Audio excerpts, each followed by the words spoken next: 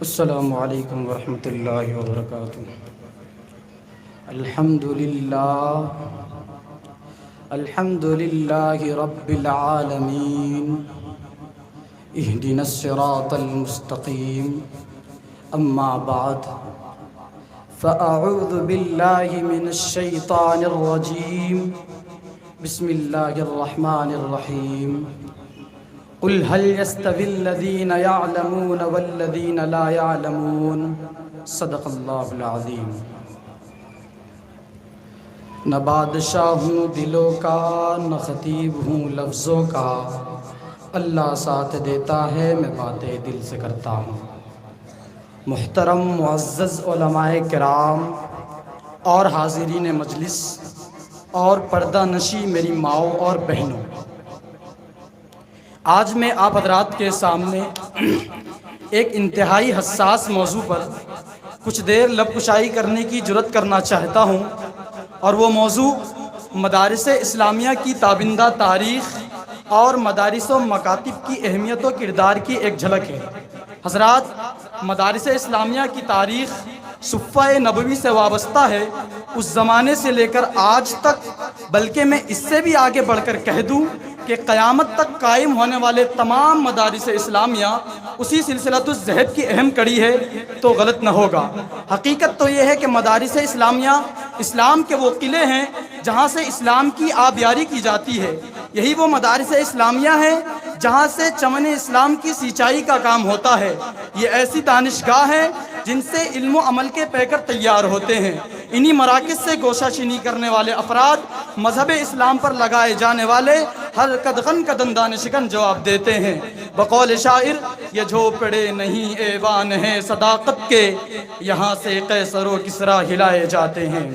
محترم حضرات، اسلام میں مدارس اسلامیہ کے افراد نے ہر دور میں عالم کے امن و امان اور سکون کے لیے ایسی عظیم قربانیاں پیش کی ہے کہ اگر میں پورے عالم کی تعریف کی جھلکیاں دکھاؤں تو میرے لیے اس مختصر وقت میں ناممکن ہوگا۔ اس لیے میں صرف ملک ہندوستان کے مدارس اسلامیہ کی کردار کی ایک جھلک دکھلانا چاہتا ہوں تاکہ آپ سمجھیں کہ ان مدارس و مکاتب کی تاریخ و کردار کیا ہے۔ حضرات، یہی وہ مدارس اسلامیہ ہیں کہ جنہوں نے انگریزوں کی طرف سے لائے گئے سیاہی کے بادلوں کو پاش کرنے کے لیے اپنے ہونہار سپوتوں کو پیش کیا تھا۔ انہی مدارس کے سپوتوں نے آزادی وطن کے لیے اپنے جسموں کو چھلنی کرایا تھا۔ انہی مدارس کے باکمال فرزندوں نے قید و بند کی صحبت برداشت کی تھی۔ انہی مراکز کے ملے ہوئے جیالوں نے پھانسی کے پندے کو چوما تھا۔ بلکہ میں تو یہاں تک کہ کہتا ہوں کہ ان مدارس کے سپوتوں نے آزادی وطن کے لیے جتنا اپنا خون جگر بہایا ہے، دوسرے ادارے اپنے سپوتوں کے اتنے پسینے بھی پیش کرنے سے عاجز ہوں گے۔ آؤ نا مسلمانوں، میں تمہیں بتاتا ہوں کہ آزادی کا سور پھونکنے والے محدث جلیل شاہ عبدالعزیز محدث دہلوی رحمۃ اللہ علیہ ہیں۔ شاہ عبدالعزیز محدث دہلوی رحمۃ اللہ علیہ انہی مدارس و مکاتب کے تربیت یافتہ تھے۔ جگر تھام کے آگے بڑھو، بالا کوٹ کے پہاڑی کا نظارہ کرو تو سید احمد شہید، شاہ اسماعیل شہید، مولانا عبدالحی برہانوی کی شکل میں مجاہدین اپنے خون جگر کو دکھا کر وفاداری کا سبق پڑھائیں گے اور بتائیں گے کہ ان مدارس کی تربیت نے ہمیں وطن سے وفاداری کا کیسا درس دیا تھا۔ مزید آگے بڑھو، سن 1857 کے مارکہ شاملی پر ایک تائرانہ نگاہ ڈالو تو تمہیں معلوم ہوگا کہ اس مارکے کے تمام مجاہدین انہی مدارس و مکاتب سے فیض حاصل کیے ہوئے تھے۔ چلو اور آگے چلو تو شیخ الہند اور شیخ الاسلام کی بامشقت اسیری اور وفاداری مدارس اسلامیہ کی تاریخ نمایاں کرتی نظر آئے گی۔ حقیقت تو یہ ہے کہ ہماری ان مدارس و مکاتب کی تاریخ تابندہ روشن ہے، لیکن اے ملت اسلامیہ کے غیور نوجوانوں، آج ہمارے ان مدارس کی، آج ہمارے ان علماء کرام کی تمام تر قربانیوں کو فراموش کیا جا رہا ہے۔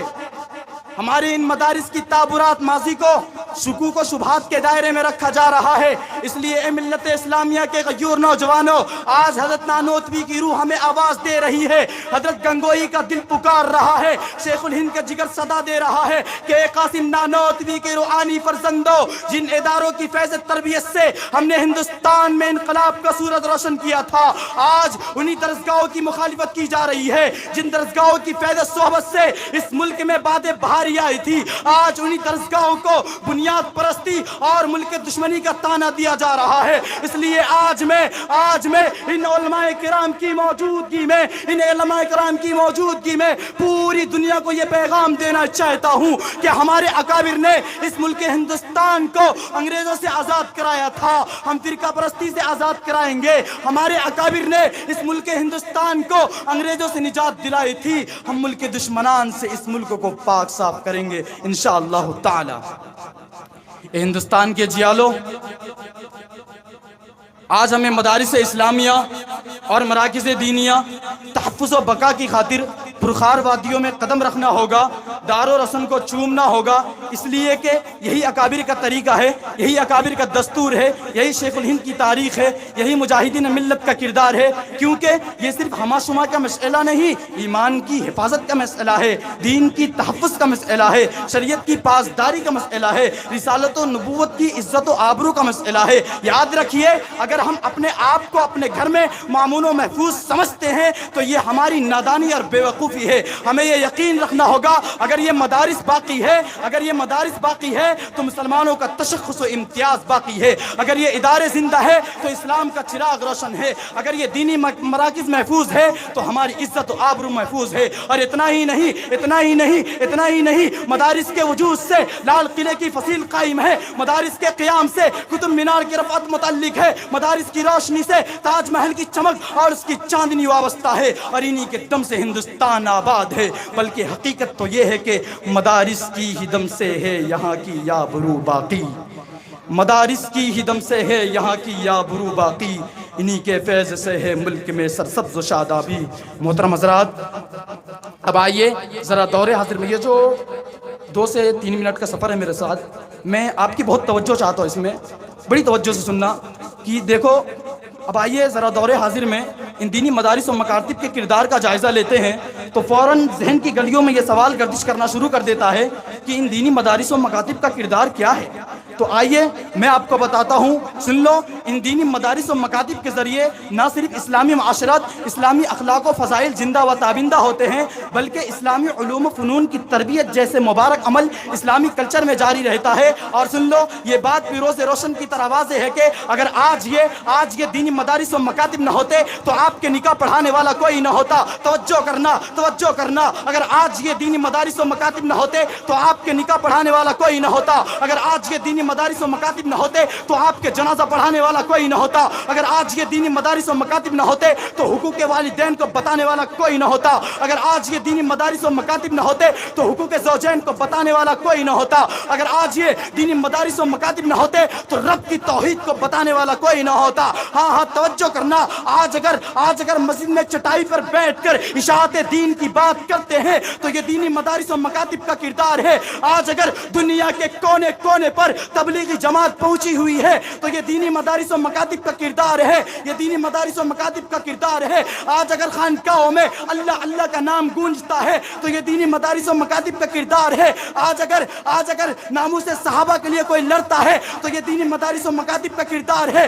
آج اگر کوئی ناموس رسالت کے لیے لڑتا ہے تو یہ دینی مدارس و مکاتب کا کردار ہے۔ ہر دم برس رہا ہے انوار مدرسوں میں، آ کر تو دیکھیے نا ایک بار مدرسوں میں، ہر پل محبتوں کا اظہار مدرسوں میں، گفتار مدرسوں میں، کردار مدرسوں میں، دن بھر تلاوتیں ہیں، شب بھر عبادتیں ہیں، ہوتا نہیں ہے کوئی دن اتوار مدرسوں میں۔ آزادیوں کے نعرے ہم نے عطا کیے تھے، آزادیوں کے نعرے ہم نے عطا کیے تھے، اے مادر وطن کے معمار مدرسوں میں۔ توجہ کرنا، دور حاضر میں دیکھو، اگر ایک باپ کے 2 بچے ہیں، ایک عقل مند اور ہوشیار ہے اور دوسرا بیوقوف ہے، تو وہ باپ کیا کرتا ہے کہ عقل مند اور ہوشیار بچے کو اسکول اور کالج کی تعلیم دلواتا ہے، صرف اس لیے کہ وہ عقل مند ہے اور ہوشیار ہے، اور دوسرا جو کمزور بچہ ہے اس کو کیا کرتا ہے، اس کو مدرسے میں داخل کر دیتا ہے، صرف اس لیے کہ یہ کمزور ہے، یہ کسی کام کا نہیں۔ اب ایک کی تربیت اور پرورش اسکول اور کالج سے ہوتی ہے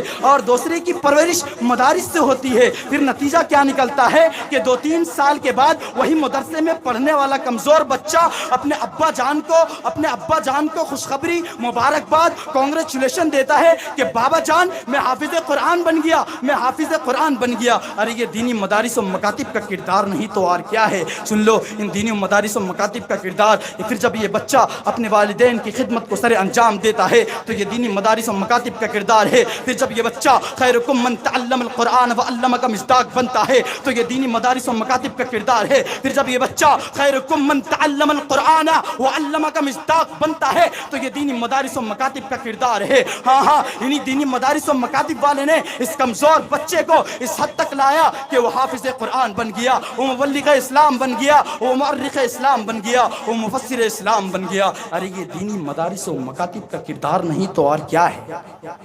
ناگپور والوں میں تم سے کہتا ہوں اپنے بچوں اور بچیوں کا مستقبل بناؤ، اپنے بچوں اور بچیوں کو مدارس اور مکاتب سے تعلیم دلاؤ اور گارنٹی لے لو آج تک ان مدارس و مکاتب میں پڑھنے والا بچہ بھوکا نہیں مرا، تمہارے بچے بھی بھوکا نہیں مر سکتے. دین دنیا کے لیے نہیں پڑھنا، قرآن دنیا کے لیے نہیں پڑھنا. دنیا تو قدموں میں پھینک دے گا خدا، مال دینے کا وعدہ اللہ نے کیا ہے، دین حاصل کرنے کے محنت کا حکم سرکار نے دیا ہے. اس لیے میرے محترم بزرگوں، دوستوں، بھائیوں اور میری پردہ نشین ماؤں اور بہنوں، ہمیں یہ چاہیے کہ ان دینی مدارس و مکاتب کے کردار کو سمجھے، مقام کو سمجھے اور اپنے بچوں اور بچیوں میں سب سے بہترین، سب سے ذہین بچے کو مدارس و مکاتب سے تعلیم دلائے تاکہ لوگوں کے سامنے اور بھی واضح ہو جائے ان مدارس و مکاتب کا کردار. اللہ تعالیٰ کہنے سننے سے زیادہ عمل کی توفیق عطا فرمائے. وآخر دعوانا ان الحمد للہ رب العالمین.